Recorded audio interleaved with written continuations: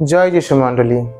আমার নাম ডেভিড, আর আমি আপনাদের কাছে কিছু শেয়ার করতে চাই যে 2025-এ হঠাৎ করে খবর পাই যে আমার মা খুব অসুস্থ হয়ে পড়ে। পরে হসপিটালে আমরা তখন তাকে নিয়ে গিয়ে শিফট করি। আমরা জানতাম যে তার একটা ব্রেস্টের টিউমার আছে, আর সেটা 3টে টিউমার। অনেক বছর আগে অপারেশন হয়ে গেছিল। সেকেন্ড টাইমে এটা অপারেশন করা যেত না, কারণ কি হচ্ছে ক্যান্সারের প্রচুর হাই চান্সেস ছিল। কিন্তু এইবারে যেটা হয়, তার শরীর আর কিন্তু টানতে পারে না।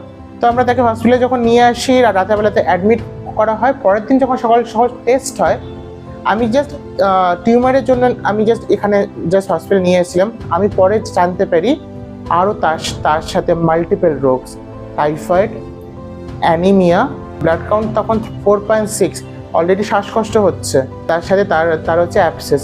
এতগুলো জিনিসকে নিয়ে ভর্তি হয় 1.5 মাস হসপিটালে। অনেক স্ট্রাগল, অনেক চ্যালেঞ্জেস, অনেক উঁচু নিচুর মধ্যে দিয়ে যাই। কোনো একটা জায়গাতে খুব হোপলেস লাগছিল যে আজকে হচ্ছে কেন। আমার বাবা আজ থেকে 10 বছর আগে উনি আমাদেরকে ছেড়ে যান। তো আজকে আমার কাছে মা ছাড়া অন্য কোনো অপশন নেই। তো তারপরে অনেক কিছু হয় আমার জন্য। প্রত্যেকটি মানুষ প্রার্থনায় আমাকে সাপোর্ট দেয়, হসপিটালে আসে, কিন্তু তবুও কোনো একটা জায়গাতে না ফিল হচ্ছে যে এই যুদ্ধটা আমি একা কি করে করবো। কিন্তু স্টিল ঈশ্বর সেখানে আমাকে আশীর্বাদ দেয়, আমাকে তিনি বল শক্তি দেন।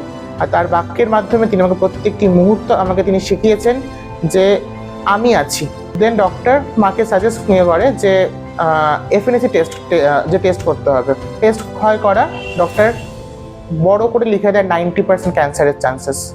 প্রচণ্ড ভয় যে 90% চান্সেস, আমি এখন যদি অপারেশন কাটাছেড়ার মধ্যে যাই, যদি স্প্রেড করে আমি হয়তো মাকে আর হয়তো বাঁচাতে পারবো না।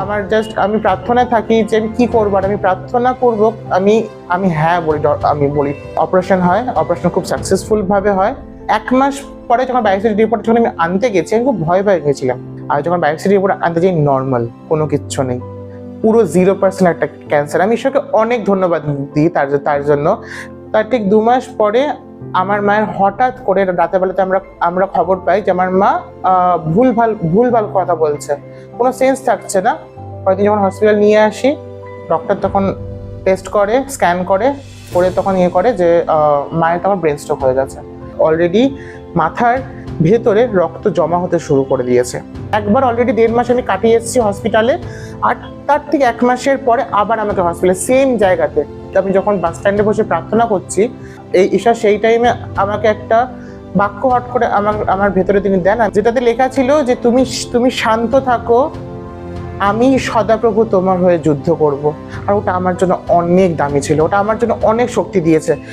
ডক্টর তখন আমাদের সাজেস্ট করে যে ডান সাইডে প্যারালাইজড হয়ে যাচ্ছে, বেডসোল হয়ে যায়, পায়ে অ্যাবসেস হয়ে যায়, মানে চারিদিক থেকে না জঞ্জাট হয়ে গেছিল। লিডার একজন আমাকে শেয়ার করেছিলেন যে ডাক্তার ওষুধ দেন, সুস্থতা ঈশ্বর দেন। আর আমি জানি আমার ঈশ্বর ডাক্তারের ডাক্তার, যে মৃতকে জীবন দিতে পারে, সেই ঈশ্বর আমার মাকেও সুস্থ করতে পারে। 1 মাসের মধ্যে আমার মা উঠে দাঁড়াতে পারে। তখন শর্ট টার্ম মেমোরি লস হচ্ছিল। এখন আমার মা পারফেক্টলি ফাইন আছে। আমার মা কথা বলছে, আমার মা হাঁটছে একা, আমার মা একা হাতে খাচ্ছে। আমার মা শর্ট টার্ম মেমোরি লস নেই, আর ব্রেনের কোনো অপারেশন করারও কোনো দরকার নেই। ঈশ্বরকে অনেক ধন্যবাদ দিই। আর এই সমস্ত কিছুর মাঝখান থেকে আমি একটা চাকরিতে থাকি, একটা মাল্টিন্যাশনাল কোম্পানিতে।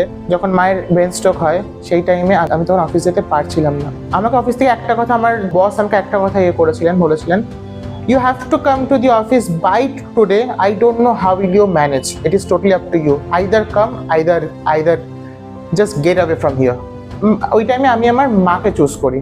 আমার চাকরিটা থাকে না, আমাকে অন স্পট আমাকে রিজাইন করতে হয়, কারণ অনেক কিছু ওই জবটার উপর ডিপেন্ড করছিল। আমার 2 মাস আমি জবলেস, আমার কাছে কোনো রকম জব, ক্রিসমাসের টাইম থেকে আমি জবলেস। আমার কাছে স্যালারি নেই, আমার কাছে টাকা নেই, আমার কাছে কোনো সেভিংস নেই।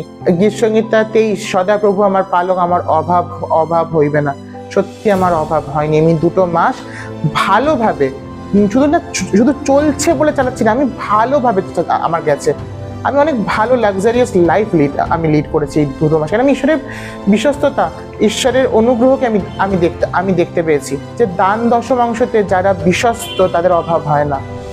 আমি আরেকটা মাল্টিন্যাশনাল কোম্পানিতে জব পাই, তখন ওখানে আমি এজেন্ট হিসেবে কাজ করতাম। এখানে আমি as a senior SME, subject matter expert হিসেবে আমি জয়েন করতে পারি। আমি এখানে ছিলাম, ঈশ্বর আমাকে এখানে নিয়ে গেছে। আর প্রবলেম যখন আসছে সেই টাইমে বিশ্বাসের দ্বারা, সেই ঘোষণার দ্বারা ঈশ্বরের যে আশীর্বাদকে পাওয়া যায়, সেটা আমি এক্সপিরিয়েন্স করেছি। আর আমি এটা বিশ্বাস করি সেম ঈশ্বর, আপনার ঈশ্বর আপনাকেও ঈশ্বর ঈশ্বর ঈশ্বর তুলবে।